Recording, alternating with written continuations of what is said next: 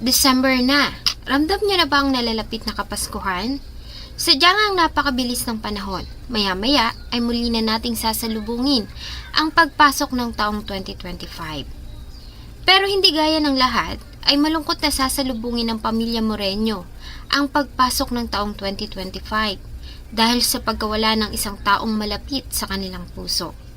Wala nang buhay ng matagpuan ang katawan ng dalagitang si Rhea May sa masukal na bakuran ng isang pribadong paaralan malapit sa kanilang bahay, 2 araw matapos ang misteryoso nitong pagkawala. Natagpuan sa masukal na bahagi ng Barangay Santa Clara, General Trias City, Cavite ang bangkay ng 11 taong gulang na babae nitong Martes ng umaga. Samahan niyo po akong balikan ang isa sa mga karumal-dumal na pangyayari na gumulantang sa mga residente ng General Trias, Cavite noong June 2024. Bago ko po ipagpatuloy ang ating kwento, sa mga bago po sa channel ko at nais sa mga ganitong klase ng kwento ng krimen na nangyayari sa loob at labas ng ating bansa ay maaari pong pakipindot ang ating subscribe button at notification bell para ma-notify kayo pag may mga bago tayong upload na videos. June 11, 2024 ng katanghalian, nang makatanggap ng report ang tanggapan ng kapulisan ng General Trias, Cavite tungkol sa walang buhay ng katawan ng isang batang babae na natagpuan sa Barangay Santa Clara. Agad naman silang tumugon sa nasabing tawag. Pagdating sa crime scene, ay dinatnan nila ang kalunos-lunos na kalagayan ng biktima. Nasa decomposition period na ang katawan, nakababa ang pang-ibaba nitong kasuotan at nakalihis naman ang pang-itaas, kaya una na nilang hinala ay biktima ito ng panggagahasa. Bagamat nagsisimula na itong maagnas, ay agad namang nakilala ang biktima na ang 11 years old na dalagita na si Rhea May Moreno, residente din ng lugar. Si Rhea May pinanganak noong November 24, 2012. Pangatlo ito sa 5 magkakapatid. Ang kanyang ama ay isang tricycle driver at ang ina niya naman ay namamasukan sa Manila. Sa kabila ng hirap ng buhay ay pinalaki ng mag-asawa ang kanilang mga anak na punong-puno ng pagmamahal. Malapit sa mga magulang ang mga ito, lalo na ang batang si Rhea May. Inilarawan nito ng pamilya na masayahing bata, masipag at sa batang edad ay napagkakatiwalaan na ito sa pag-aalaga sa 2 nakababatang kapatid. Maliban sa pagiging malambing, ay palakaibigan din si Rhea May at mahilig sa pagsayaw. Sa katunayan, ay malimit itong mag-upload ng mga sayaw sa TikTok kasama ang mga kaibigan na pawang mga nakatira lamang din sa kanilang barangay. Ayon sa ama ng biktima na agad ding nagtungo sa crime scene, ay huli niyang nakitang buhay ang anak noong gabi ng June 9, 2024. Nagpunta ito sa paradahan ng tricycle kung saan pumipila ang kanyang ama. Ayon sa ama ni Rhea May, ay malimit na magtungo doon ang anak at minsan pa nga ay sumasama ito sa biyahe. Subalit ang araw na iyon ay maraming pasahero at punuan ang kanilang tricycle. Kaya naman ay binigyan niya na lamang ito ng 10 piso at pinauwi na ng bahay. Pasado 10:00 na ng gabi nang makauwi siya. Pag-uwi ay nagtaka siya dahil sa wala ang anak na si Rhea May. Samantalang mahimbing nang natutulog ang iba pa nitong mga kapatid. Noong una ay inakala lamang ng mag-asawa na sa bahay ng kaibigan natulog si Rhea May. May mga pagkakataon kasi na natutulog ito sa bahay ng mga kaibigan at umaga na umuuwi. Subalit ganun na lamang ang kanilang pagkabahala dahil muling sumapit ang kinabukasan ay walang Rhea May ang umuwi sa kanilang bahay. Dito na nagsimulang mag-alala ang pamilya at sinimulan nila ang paghahanap sa dalagita. Subalit walang kahit na sino ang nakakaalam kung nasaan ito. Nag-post na din ang kanyang ama sa social media account nito ng panawagan kung sino ang nakakita kay Rhea May, subalit bigo sila na matagpuan ang dalagita. Hanggang sa idulog na nila ang problema sa tanggapan ng kapulisan ng General Trias. Sa nakalap na impormasyon ng mga investigador noong June 11, 2024, 2 araw makalipas ang misteryosong pagkawala ni Rhea May, pumunta ang isang residente din sa lugar na si Oscar Bobadilla sa masukal na bahagi na iyon na sakop pa ng bakura ng isang pribadong paaralan para kumuha ng labong o tubo ng kawayan. Habang naghahanap ng kawayan ay naamoy niya ang masangsang na amoy at nang hanapin niya ang pinanggagalingan ay doon na nga niya nakita ang biktima. Agad niya umano itong pinaalam sa mga residente na siyang nagtungo sa barangay at tumawag ng mga pulis. Sa isinagawang post-mortem examination sa katawan ni Rhea May, ay nakumpirma na ito ay ginahasa at namatay sa pagkakasakal gamit ang baging na tumutubo sa lugar kung saan natagpuan ang katawan. Sa follow-up investigation ng mga investigador, ay ilang mga testigo ang nagbigay ng kanilang salaysay na nagbigay ng lead sa kapulisan.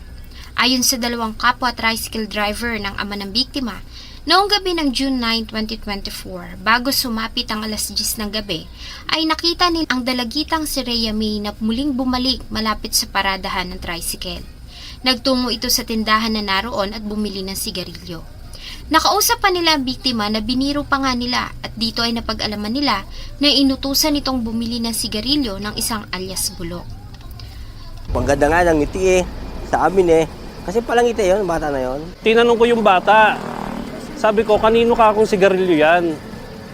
Kasi bago sinabi ng bata na yung pangalan. Ngayon, yung time na yon, umawa lang yung bata.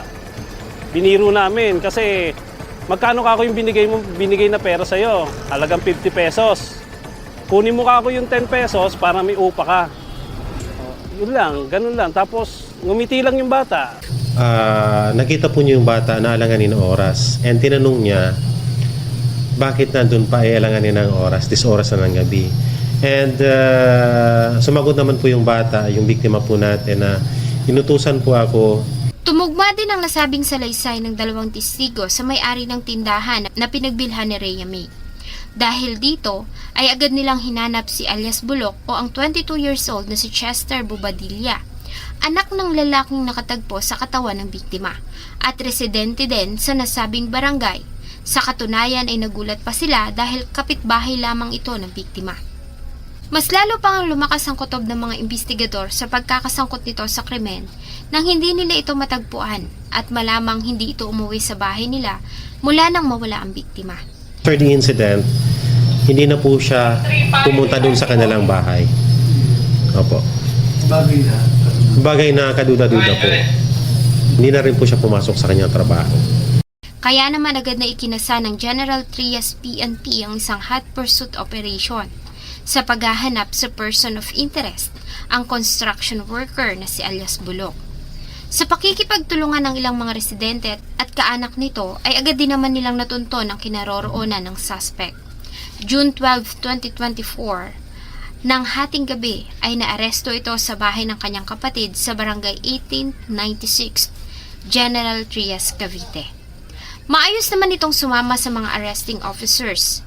Sa pagkakaaresto kay Chester Bobadilla, ay agad din itong inamin na nagawa at may itinuro pa itong isang lalaki na nakasama niya umanong pumatay sa biktima. Ito ay ang 35 years old na driver na si Alexander Bagalasca na agad din naman nilang inaresto sa Barangay Navarro ng alas 7 ng umaga noong June 13, 2024. Arestado na ang dalawang suspect sa pagpatay at panghahalay sa 11 taong gulang na estudyante sa General Trias sa Cavite. Sa sinumpaang salaysay ng suspect na si Chester Bobadilla noong June 9, 2024 ng gabi, ay nagiinuman sila ni Alexander Bagalasca dahil sa kaarawan nito. Lasing na silang dalawa at marami na ang kanilang nainom nang dumaan ang dalagitang si Rhea May galing sa kanyang ama. Pauwi na sana ito ng tawagin ni Chester. Ayon sa kanya, ay inutusan niya ang biktima na bumili ng sigarilyo. Dahil nga may kabaitan at magalang na bata, ay sununod nito ang iniutos sa kanya ng suspect. Hindi na rin naman kasi ito ibang tao sa kanila dahil sa kapitbahay lamang nila ito at kakilala ng kanyang mga magulang. Nakakalaro pa nga nila ito at nakakabiruan. Pagbili ng sigarilyo ay dito na ito nakita ng mga testigo na tumugma sa kanilang naging salaysay.